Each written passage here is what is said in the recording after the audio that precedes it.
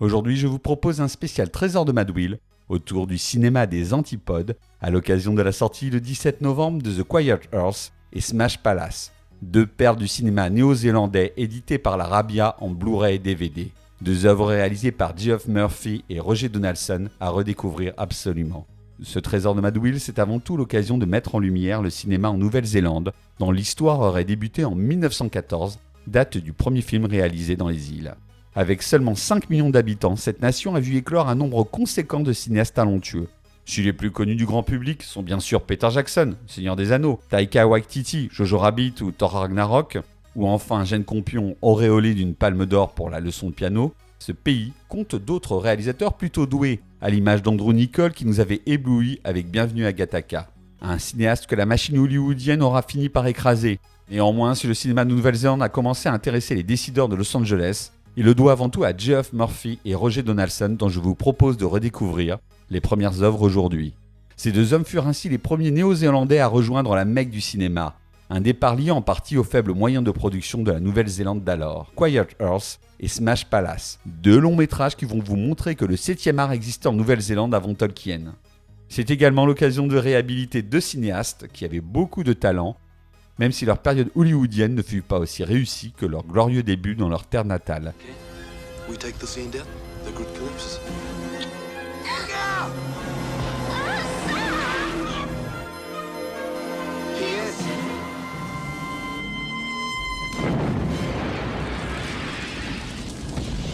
A Geoff Murphy film, The Quiet Earth.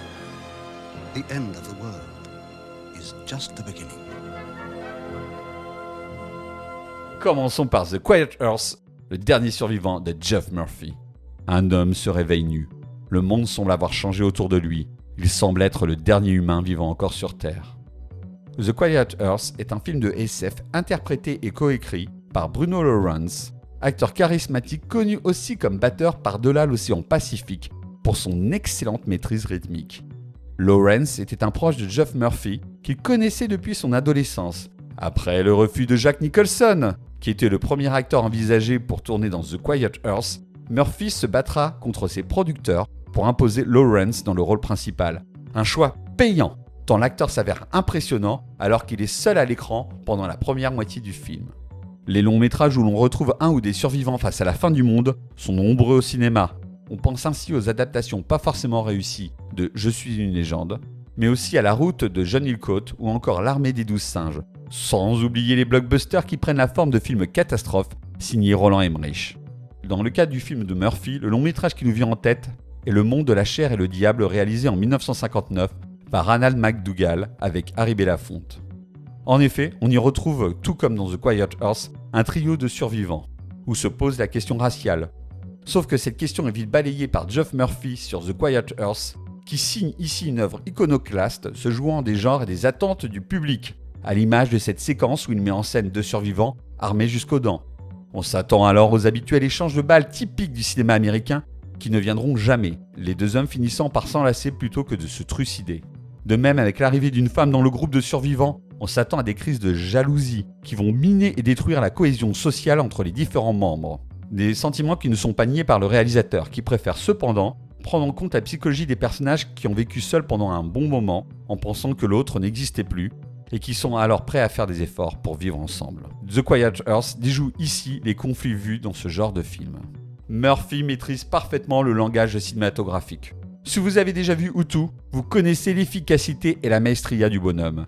Alors qu'il filme pendant plus de la moitié de son film un acteur seul, il parvient à dynamiser l'action grâce à une recherche permanente d'angle, sachant changer d'axe de caméra pour maintenir sous pression le spectateur. Le réalisateur se joue des échelles de plans, alternant les plans grand ensemble de la cité avec des plans plus serrés sur son héros pour montrer comment son esprit devient une prison propice à la folie. Il s'avère également doué à mélanger les genres avec une grande facilité. Dans The Quiet Earth, il emprunte ainsi au film de propagande, quand il filme son personnage atteint de délire mégalomaniaque. Puis il nous délivre quelques séquences plus loin, une scène de sexe filmée comme un conte de fées, pour nous indiquer que la sensualité peut être une échappatoire à l'horreur du monde. Tout ça avant de nous produire un plan final, donnant dans le métaphysique, qui restera dans les annales du genre, à l'instar de l'arrivée du bébé dans 2001. D'une grande richesse thématique, parfaitement jouée, portée par un scénario malin où les rebondissements ne sont jamais gratuits, C'est une petite perle de la science-fiction que je vous invite à découvrir absolument.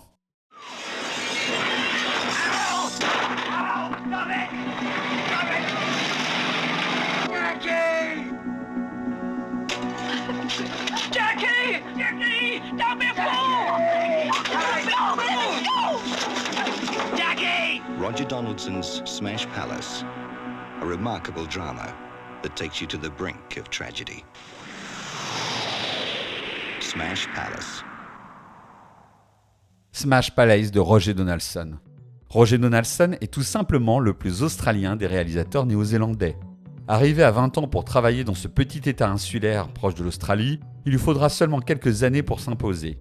Il sera même le premier cinéaste en Nouvelle-Zélande à tourner en 35 mm avec son film d'anticipation Sleeping Dogs. Cette première œuvre aura le droit à une distribution sur le territoire nord-américain, ce qui n'était jamais arrivé dans le pays des All Blacks. Il est clair que Donaldson fut vraiment essentiel pour la reconnaissance de son pays d'adoption dans le monde du 7e art. Tout comme son Sleeping Dogs, Smash Palace auquel on s'intéresse aujourd'hui a eu le droit à une distribution aux USA où il remporta un succès critique, faisant dire au célèbre critique Roger Ebert du Chicago Sun-Times que Donaldson avait tout simplement signé l'un des meilleurs films de l'année. Smash Palace met en scène encore une fois Bruno Lawrence dans le rôle principal. Après le rôle de scientifique dans The Quiet Earth, il est encore une fois excellent dans le rôle d'une brute obsédée par une seule chose, la voiture. Quand on voit son interprétation dans Smash Palace, Quiet Earth, l'intensité qu'il dégage à la caméra, il est vraiment dommage qu'il n'ait pas eu envie de s'exporter, comme son compatriote acteur Sam Neill, car c'est un très très grand comédien. Smash Palace est une œuvre fascinante autour de la dissolution d'un couple. Vous me direz, un sujet mille et maintes fois traité au cinéma. Sauf qu'ici, Donaldson parvient à déjouer toutes les attentes du spectateur. S'appuyant sur une mise en scène très soignée et porteuse de sens, il refuse tout psychologisme. Smash Palace est avant tout une œuvre de cinéma où seule l'image donne le sens. Comme avec ce plan aérien en ouverture du film, censé montrer l'enfermement mental de son personnage principal, qui est incapable de voir la souffrance de celle qu'il aime. Passant avec une aisance rare du film social au film de course de bagnole, pour nous montrer que notre héros ne vit que sur les pistes, Donaldson se révèle aussi très doué pour gérer la tension quand son récit tourne dans la deuxième partie au thriller domestique, au moment où la fille du héros devient un enjeu par rapport à son ex-femme. Pour moi, la grande force de Donaldson dans ce film, c'est qu'il n'hésite pas à représenter son personnage principal comme un connard, qui agit comme un porc. Et pourtant, les quelques traces d'humanité dont il est parfois capable arrivent à nous le rendre humain. Un exploit réussi par un cinéaste qui privilégie les comportements humains réels aux effets de manche des scénaristes qui veulent toujours donner du sens à leur intrigue.